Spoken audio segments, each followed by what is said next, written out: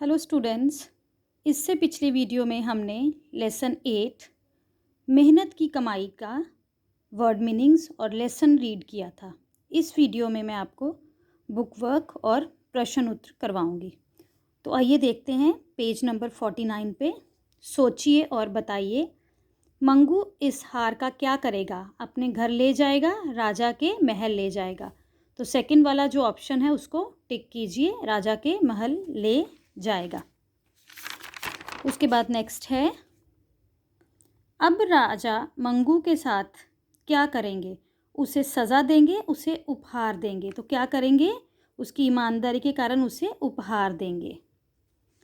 Page number 51 पे देखिए, मौखिक प्रश्न है। सोचिए और बताइए, मंगू कैसा आदमी था? कैसा आदमी था वो? ईमानदार और मेहनती भी था। राजा ने मंगू को अपने महल में क्यों रखा?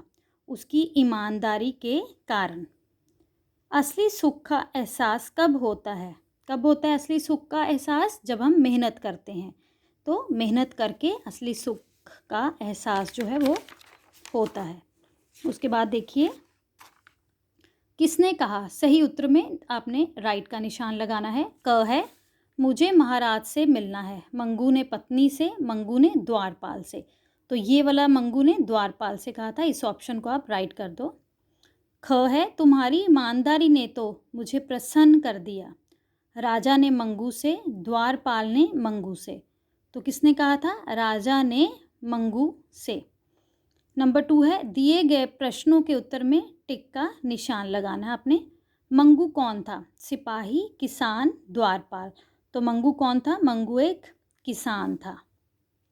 ख है, राजा का हार किससे बना था? सोने से, चांदी से, हीरों से। तो किससे बना था? हीरों से। तो यहाँ पे आप टिक लगा दें।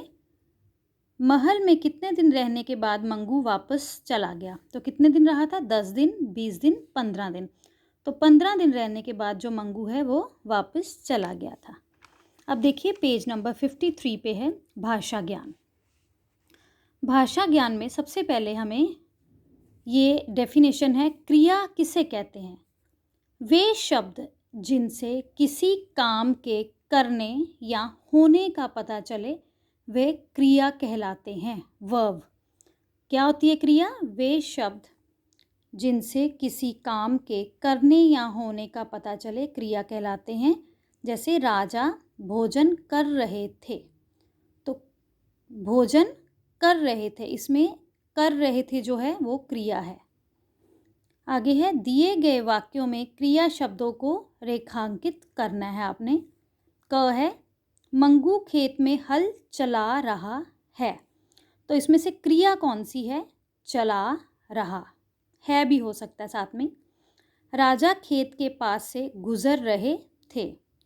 तो गुजर रहे थे क्या है? इसमें वर्ब है, क्रिया है।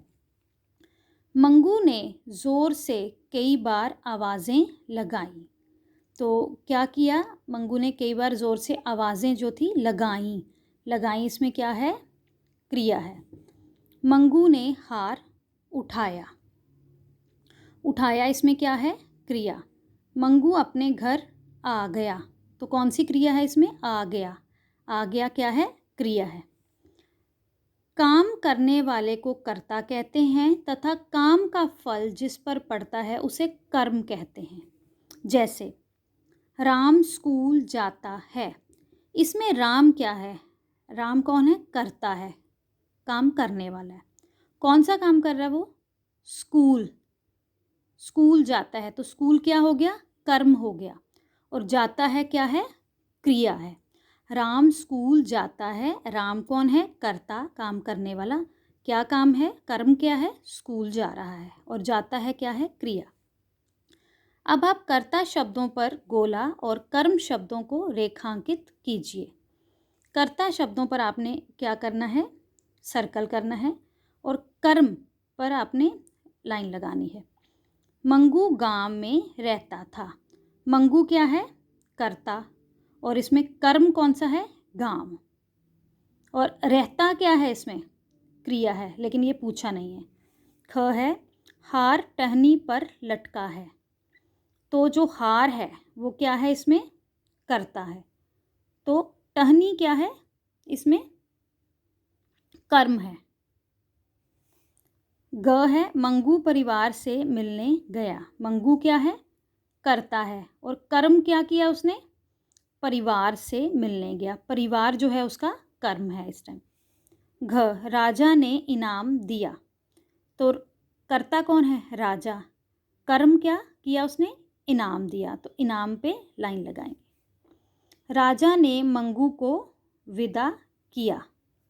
राजा ने मंगू को विदा किया, तो राजा कर्म है, और जो नहीं, राजा करता है, और जो मंगू है, मंगू वो क्या है, इसमें कर्म है कि उसने क्या काम किया था, मंगू को विदा किया था। तो मंगू इसमें कर्म है और राजा इसमें क्या है, करता है। उसके बाद है राजा सिंहासन से उठा। तो राजा जो है वो क्या है, इसमें करता है, और कर्म क्या किया था उसने, सिंहासन से उठा। तो सिंहासन क्या है, उसका कर्म है। ठीक है। अब नेक्स्ट देखिए, कोष्टक में दिए गए शब्दों को सही रूप से वाक्य पूरे कीजिए। कोष्टक में दिए गए क्रिया शब्दों के सही रूप से आपने वाक्य जो है पूरे करने हैं। घोड़े से कोई चमकती चीज़ नीचे गिरना लिखा हुआ है ब्रैकेट में, लेकिन गिरना नहीं है, गिरी।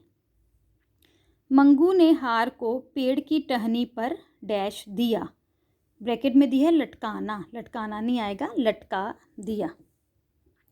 मंगू से द्वारपाल ने बड़ी हैरानी से पूछना, पूछना नहीं, यहाँ पे पूछा।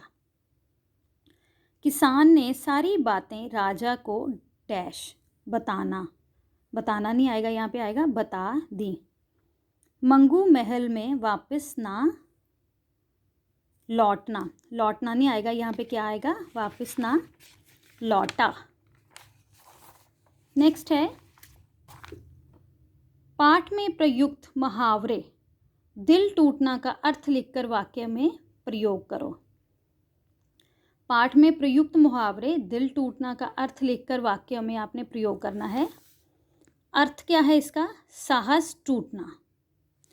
क्या अर्थ है, साहस टूटना। और वाक्य प्रयोग, अपने कम अंक देखकर राम का दिल ही टूट गया। मतलब अपने कम नंबर देखकर जो राम है उसका जो दिल है वही टूट गया। बेटा इसके बाद जो है, अब आपके सामने अध्यापक अध्यापिका एक कहानी सुनाएंगे, उसे ध्यानपूर्वक सुनकर दिए गए प्रश्नों के उत्तर दीजिए। तो पहले ये मैं आपको स्टोरी सुनाऊंगी, फिर मैं ये वाले क्वेश्चंस करवाऊंगी। उसके बाद है आओ कुछ नया करें, परिश्रम ही सफलता की कुंजी है, इस विषय पर अनुच्छेद लिखिए। ये भी मैं आपको बाद में करवाऊंगी। और आइए अब हमारा जो नेक्स्ट है टॉपिक वो है हमारे प्रश्न उत्तर। तो देखिए पेज नंबर 52 पे प्रश्न है, लेसन 8 मेहनत की कमाई, प्रश्न उत्तर। प्रश्न है, राजा का हार मंगू को कब और कहाँ मिला। राजा का हार मंगू को खेत में मिला जब मंगू वहाँ काम कर रहा था।